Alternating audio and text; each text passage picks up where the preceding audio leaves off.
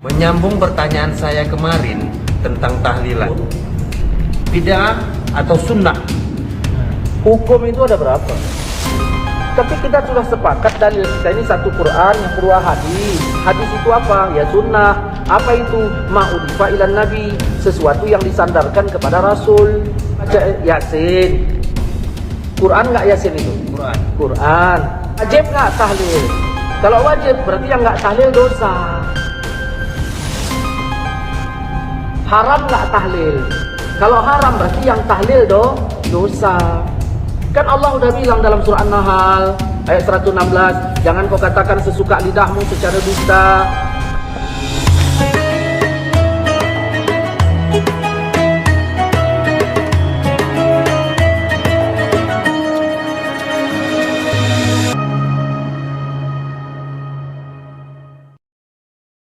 Menyambung pertanyaan saya kemarin tentang tahlilan. Pertanyaan yang mana ini? Yang tentang tahlil. Jadi kesimpulan dalam tahlilan tersebut, bid'ah atau sunnah? Jangan ke sana kalau kita mau ngomong. Bid'ah atau sunnah, seolah-olah cuma pilihan itu dua. Kalau nggak sunnah, bid'ah. Nggak sunnah, bid'ah. Hukum itu ada berapa? Hukum ada berapa saya tanya? Sunnah itu apa? Sunnah itu ma'udhifa ilan nabi, sesuatu yang disandarkan kepada nabi. Ya. Perkataan, perbuatan nabi. Jadi jangan selama-lamanya kalau memang itu sunnah, kapan nabi bikin? Tapi kita sudah sepakat dalil kita ini satu Quran, yang kedua hadis. Hadis itu apa? Ya sunnah. Apa itu? Ma'udhifa ilan nabi, sesuatu yang disandarkan kepada Rasul. Ada perkataan nabi, ada perbuatan nabi. Nabi nggak bikin, tapi nabi katakan, yaitu disebut sunnah. Nah, sekarang saya tanya, nabi sholat wajib nggak? Sholat 5 waktu nggak? Sholat. Sunnah nggak? Sunnah. Hukumnya Pak? Wajib. Wajib. Nabi sholat tahajud nggak? Sholat. Sunnah nggak? Sunnah. Hukumnya Pak? Sunnah. Nabi makan minum nggak? Makan minum. Nah, sunnah nggak itu? Sunnah. Hukumnya apa? Sunnah. Mubah. Mubah. Nah, Nabi istrinya berapa? Kata Allah berapa bolehnya? 4. Nabi istrinya berapa? 4. Ini nanya yang nggak jelas. Nabi istrinya berapa? Lebih nggak dari 4? Lebih. Nah, sunnah nggak? Sunnah. Hukumnya kalau kita macam mana? Maka ditanya itu hukumnya. Hukumnya bagaimana? Kita udah bagi kemarin antara kenduri, sudah kita bahas, dengan apa namanya, berdoa membaca Quran. Hukumnya itu apa? Allah menyuruh membaca Quran, umum kalimatnya. Yasin Quran nggak?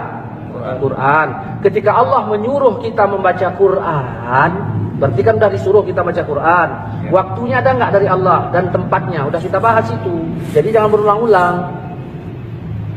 Hukumnya, nah, Allah udah suruh kita baca Quran. Nah, di dalam tahlil itu kan baca Yasin.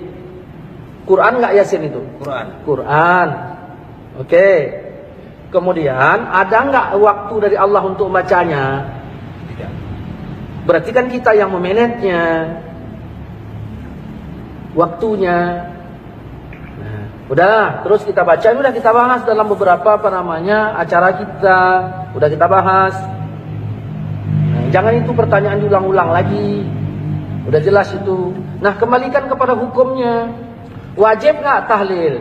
Kalau wajib berarti yang nggak tahlil dosa. Haram nggak tahlil? Kalau haram berarti yang tahlil dosa. Kan Allah udah bilang dalam surah An-Nahl ayat 116, jangan kau katakan sesuka lidahmu secara dusta.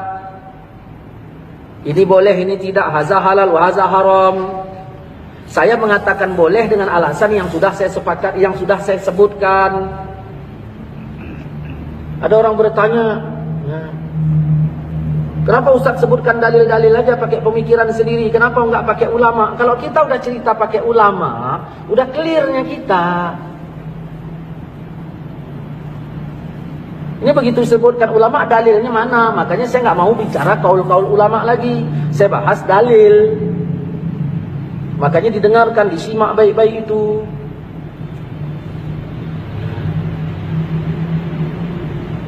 Jadi kita baca baca Pak Yasin. Yang nyuruh baca Yasin siapa? Nyuruh baca Al-Quran. Yang nyuruh baca Quran itu ya adalah Allah. Nabi juga nyuruh kita baca.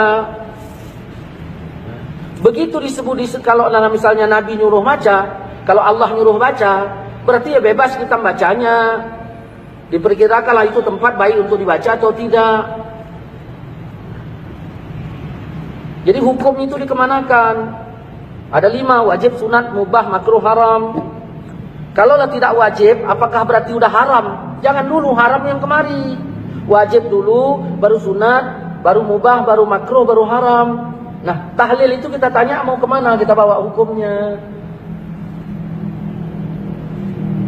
Kemana? Jangan tanya sunnah atau bid'ah.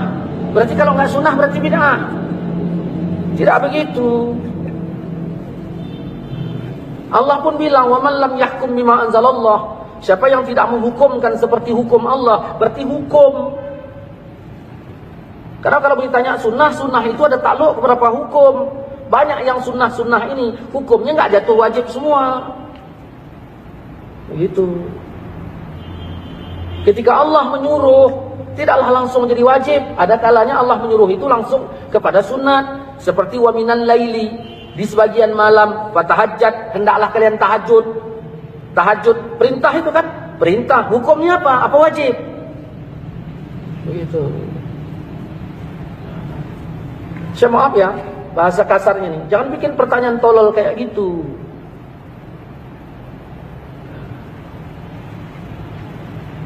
Oke lah Ustaz. Ada satu pertanyaan lagi. Kalaulah boleh membaca Al-Quran di tempat orang meninggal itu, apa manfaatnya Ustaz?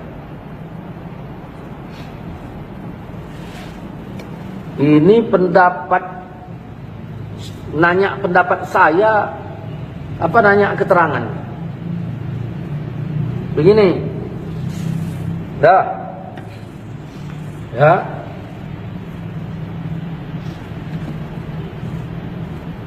namamu siapa? Adi. Orang tua Adi meninggal. Oke, udah meninggal kan? Ya. Sekarang si Adi yang tinggal di rumah itu sebagai anak almarhum, pikirannya macam mana? Kacau apa tidak? Kacau. Kecuali anak durhaka baru senang. Oke. Begitu kacau, kira-kira iman Adi naik apa turun? Turun. Apa yang disuruh agama terhadap saya sebagai jirannya si Adi? Mendoakan. Menghiburnya, menghibur si Adi. Tujuannya untuk apa? Tujuan hibur itu, ya, tujuannya hibur-hibur gitu aja, pakai keyboard gitu. Iman tadi naik apa turun? Turun. Tujuannya itu dihibur untuk apa? Naik. Supaya terhibur dan sekali imannya naik. Ya, tujuannya itu supaya imannya naik. Apa kata Allah dalam Quran? Quran sebagian dalil apa enggak? Dalil. Wa iza tuliyat alaihim ayatuhu zadathum imana. Kalau dibacakan Quran, imannya nambah. Kau beriman enggak? Beriman kan? Begitu dibacakan Quran, imanmu Nambah. Kalau enggak nambah berarti enggak beriman kok. Enggak. Itu manfaat untuk keluarga yang ditinggalkan. Nah, timbul pertanyaan, boleh enggak baca Quran di tempat orang meninggal? Itu pertanyaannya. Nah, jangan kau katakan sesuka lidahmu secara dusta, ini boleh, ini enggak. Ada orang bilang enggak boleh, ya tanyalah alasannya apa. Saya bilang boleh, alasan saya apa? Kan Nabi udah bilang, iza hadartum, kalau kamu hadir ke tempat orang sakit atau mayit, ke tempat orang meninggal, ucapkan perkataan yang baik. Siapa yang bilang tuh? Hadirlah saya ke tempat si Adi. Orang tua Adi meninggal. Rasul nyuruh apa? Ucapkan perkataan yang baik. Datanglah saya. Assalamualaikum di. Waalaikumsalam. Kenapa ayah orang tua kita ini meninggal segala macam? Baik enggak? Ngomong saya itu baik enggak? Baik. Kata Nabi, sebaik-baik perkataan adalah Quran. Berarti membaca Quran macam mana? Lebih baik. Jelas kan? Berarti membaca Quran lebih baik. Ya udah. Tapi ini nggak lakukan. Sekarang menyelisih apa enggak? Kalau saya baca Quran di situ, yang saya selisihi ayatkah mana ayatnya? Nabikah mana hadisnya yang saya selisihi?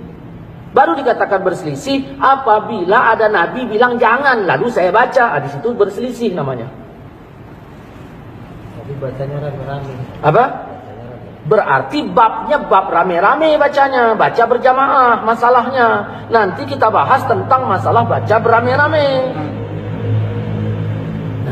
Jangan diaduk-aduk masalahnya. Berarti katakanlah, Ustaz, saya setuju tahlilan, tapi yang penting bacanya satu orang. Kan enak. Ini enggak, memang tahlilan bid'ah, pernah dibikin siapa? Ini. Datanglah saya tadi. Saya bacalah Al-Quran. Kenapa? Karena sebaik-baik perkataan adalah Al-Quran. Saya baca di situ. 2. Yang ketiga, kalaulah saya ngomong-ngomong yang baik bersama si Adi. Nah, tadi tak masalah kan? Ya. Tiba-tiba ada orang lain datang, Ustaz kirim salam lah Mas Adi. Nah, lalu saya bilang, Assalamualaikum di. Waalaikumsalam. Pak Tanjung kirim salam sama kau. Oh, ya udah, tanyanya macam mana kabarmu? Nah, kata-kata macam mana kabarmu itu bahasa saya apa bahasa Pak Tanjung? Bahasa Pak Tanjung, karena dia suruh nanya. Boleh nggak saya bawa bahasa Pak Tanjung ke rumahmu? Boleh. Kalau bahasa Pak Tanjung boleh saya bawa, kenapa bahasa Allah kau larang?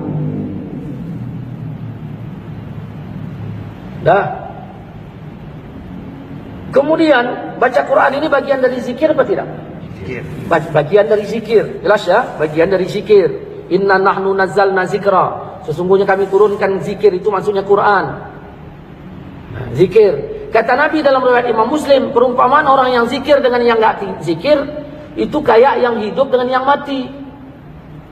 Bayangkan yang melayat kita ada 20 orang. Yang baca Quran 5. Yang 15 enggak. Yang baca Quran digolong zikir apa enggak? Yang enggak baca Quran digolong enggak zikir kan? Berarti sama dengan mati kan? Ini yang heran kita ketika kita datang ke tempat orang meninggal, cerita entah apa-apa, masalah pemilu begini begitu, enggak ada yang nyalahkan. Begitu ditarik ayat, langsung ada yang nyalahkan. Ini paham seperti apa ini? Kalaupun dia bilang apa namanya, ya kami nggak baca, itu urusannya. Kau nggak baca, ya udah, aku pun nggak salahkan kau yang nggak baca. Tetapi kami yang dibaca jangan dituding. Ini begitu kita angkat ke YouTube, ya, ke YouTube, ke Facebook, kayaknya kepanasan. Ada apa ini rupanya? Kita menjelaskan, makanya yang kita jelaskan ini kan kepada teman. Saya Facebook ini punya teman, saya compare, artinya untuk teman saya. Kalau memang pemahamannya beda, ya jangan jadi teman saya. Saya ingin mengingatkan teman-teman, beginilah cara menjawabnya. Nggak ada saya singgah di teman-teman Facebook Wahabi itu sebegini-begini, enggak. Yang kepanasan macam-macam. Masya Allah. Ya. Udah. Ini baru 3. Ya. Kemudian ini berbicara manfaat kan? Ya. Berbicara manfaat. Baiklah, Ustaz. Jadi tunggu dulu, belum selesai. Jangan main baik-baik. Ada orang nelpon saya, Assalamualaikum Ustaz. Waalaikumsalam. Ya. Nah, si Polan meninggal. Siapa? Ayah si Adi. Saya bilang apa?